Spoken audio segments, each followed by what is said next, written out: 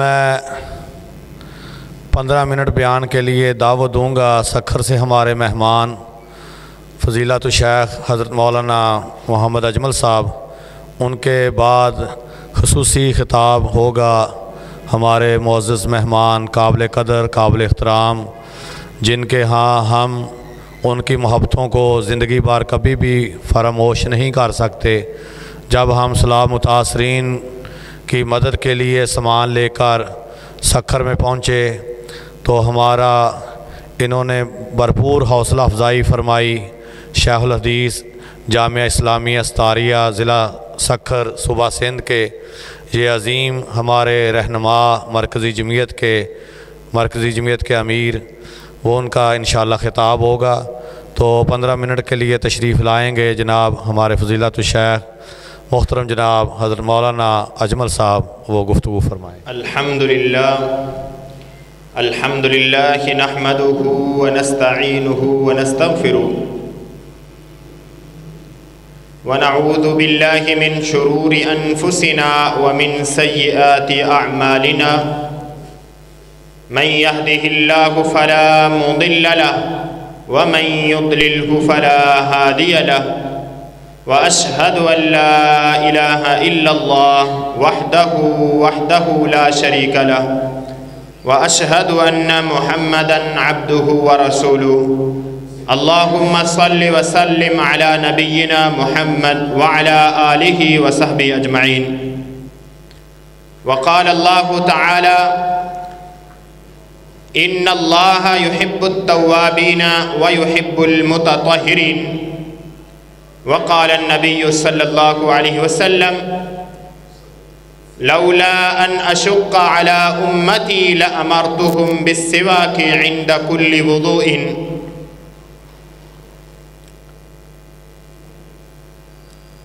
مختصر سے خطبہ کے بعد پروگرام کا عنوان عظمت ماں ہے، لیکن ذہنی طور پر تیار نہ تھے، محترم کی درخواست ہم نے نہ بھی نہ کر سکے، لیکن پروگرام کے حوالے سے مولانا عثمان صاحب آپ کے سامنے انشاءاللہ مفصل گفتگو کریں گے۔ جو آج ہمارے اس معاشرے کے اندر سنتوں کو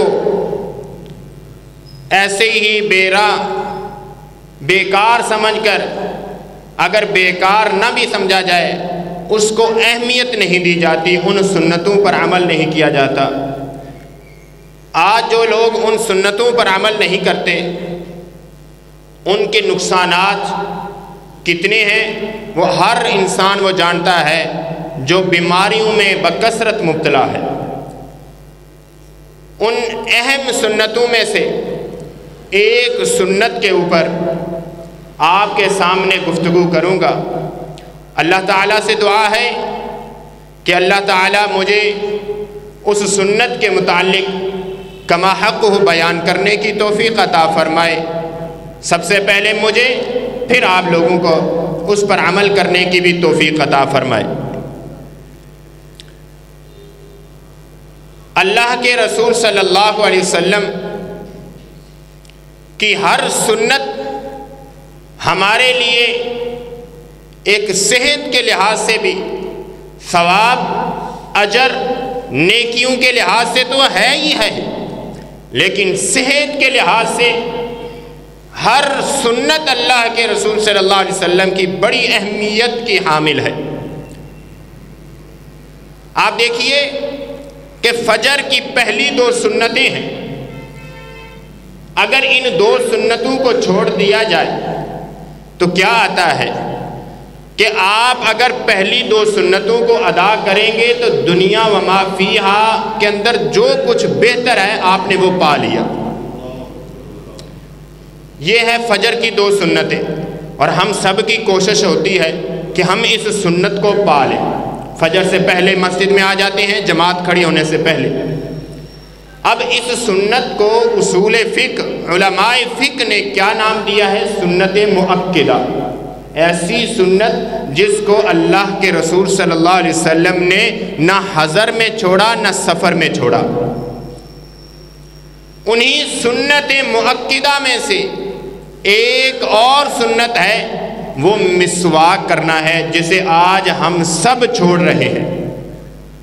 حالانکہ اللہ کے رسول صلی اللہ علیہ وسلم ارشاد فرماتے ہیں کہ لولا ان اشق علی امتی، اگر مجھے اس بات کا ڈر نہ ہوتا کہ میری امت اس کام کو مشکل جانے گی تو لأمرتہم بالسواک عند کل وضوء، تو جب بھی وہ وضو کریں تو میں انہیں حکم دے دیتا کہ ہر وضو کے ساتھ مسواک تمہارے اوپر لازم ہے۔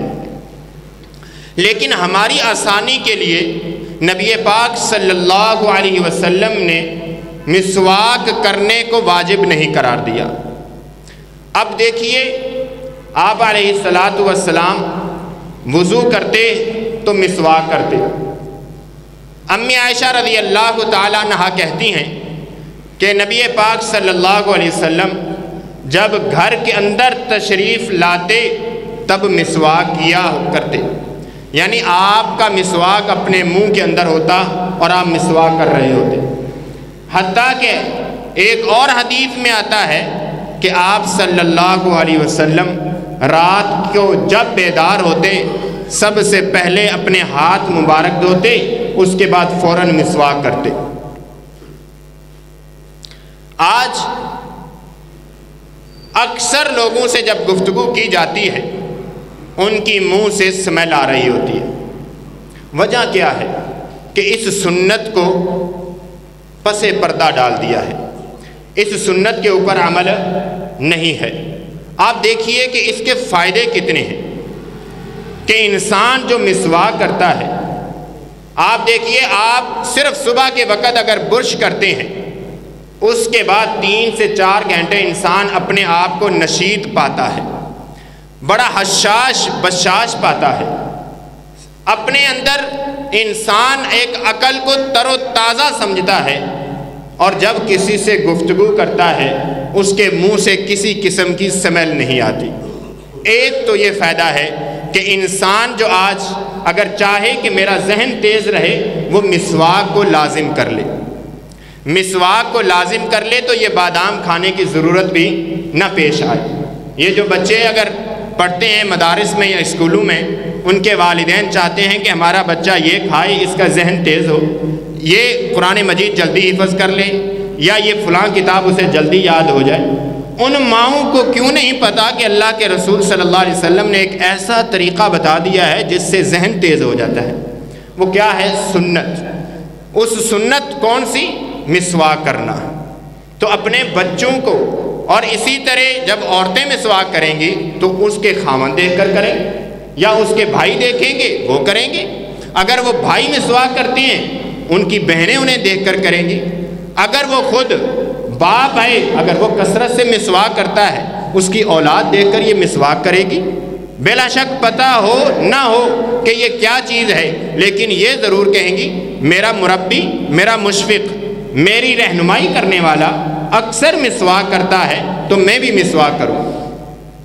ان مسواک کے فوائد میں سے ایک فائدہ کیا ذکر کیا کہ انسان کا ذہن یہ تیز ہوتا ہے اور انسان اپنے اندر نشاط کو پاتا ہے، چستی کو پاتا ہے، سستی کاہلی ختم ہو جاتی ہے۔ مین دوسرا فائدہ کہ انسان جب مسواک کو لازم پکڑ لیتا ہے، اگر اس سنت پر عمل کرتے ہوئے، تو انسان کا معدہ خراب نہیں ہوتا۔ جب انسان کا معدہ خراب نہیں ہوتا، انسان بہت ساری بیماریوں سے بچ جاتا ہے، بہت ساری بیماریوں سے بچ جاتا ہے۔ تو ہمارے اوپر بھی یہ چیز لازم ہے کہ ہم بھی اپنے اوپر مسواک کو لازم قرار دیں، اور صرف کس وجہ سے کہ نبی پاک صلی اللہ علیہ وسلم کی یہ سنت مؤکدہ ہے۔ جس طرح ہم نے پہلے آپ کو بتایا کہ اللہ کے رسول صلی اللہ علیہ وسلم کی سنتیں ہیں، ان میں سے سب سے اہم سنت مؤکدہ ہے، اور یہ مسواک بھی انہی سنتوں میں سے آتی ہے جسے اللہ کے رسول صلی اللہ علیہ وسلم نے کبھی چھوڑا ہی نہیں۔ آپ صلی اللہ علیہ وسلم جب مسواک کرتے سب سے پہلے دائیں جانب شروع کرتے۔ ہمیں ہر طریقہ بتا دیا کہ میری امت کے لوگ جب آئیں اس سنت پر عمل کریں تو کیسے کریں؟ سب سے پہلے آپ صلی اللہ علیہ وسلم دائیں جانب سے مسواک کو شروع کرتے۔ حدیث میں آتا ہے کہ آپ جب مسواک کرتے آپ اپنے منہ کو کھول لیتے، حتیٰ کہ گلے تک مسواک کو لے جاتے تاکہ اندر تک انسان اپنی صفائی کر سکے۔ تو یہ نبی کریم صلی اللہ علیہ وسلم کی سنت ہے جسے ہم نے آج ترک کر رکھا ہے، چھوڑ رکھا ہے، اس کی کوئی اہمیت ہی نہیں سمجھتے۔ ورنہ ہمارے بزرگ، ہمارے اساتذہ اکرام رحمت اللہ علیہ، انہیں ہم دیکھا کرتے تھے کہ ان کی جیب میں روزانہ کی بنیاد پر تر و تازہ مسواک ہوتی اور ہر وقت وہ مسواک کرتے، اور ہم ان کے دانتوں کو دیکھ کر چھوٹی عمر میں حسرت کی نگاہ سے دیکھتے کہ یہ انمول موتی چمک کیسے رہے ہیں، یہ موتی اتنے پیارے چمک کیسے رہے ہیں۔ تو یہ مسواک کی اہمیت ہے۔ یہ مسواک یہ دلالت کرتی ہے اس بات پر کہ انسان ایک تو سنت پر عمل کر رہا ہے، ایک اپنی صحت کا خیال کر رہا ہے، ایک یہ اللہ کی دی ہوئی نعمت، یہ دانت، اس کی یہ بڑی خاطر خواہ، اس کی اہمیت کو جانتا ہے، جس وجہ سے انسان اس کے اوپر بھی عمل کرتا ہے۔ اللہ تعالیٰ سے دعا ہے کہ ہم سب سے پہلے اور اس کے بعد آپ اور بچے اس سنت کو لازم قرار دیں۔ وآخر دعوانا ان الحمد للہ رب العالمین۔ ماشاءاللہ بہت ہی مفید باتیں کتاب و سنت کی روشنی میں شیخ محترم مولانا اجمل صاحب نے بیان کی ہیں۔ اللہ تعالی ہمیں سنت رسول صلی اللہ علیہ وسلم پہ کما حقہ عمل پیرا ہونے کی توفیق نصیب فرمائے۔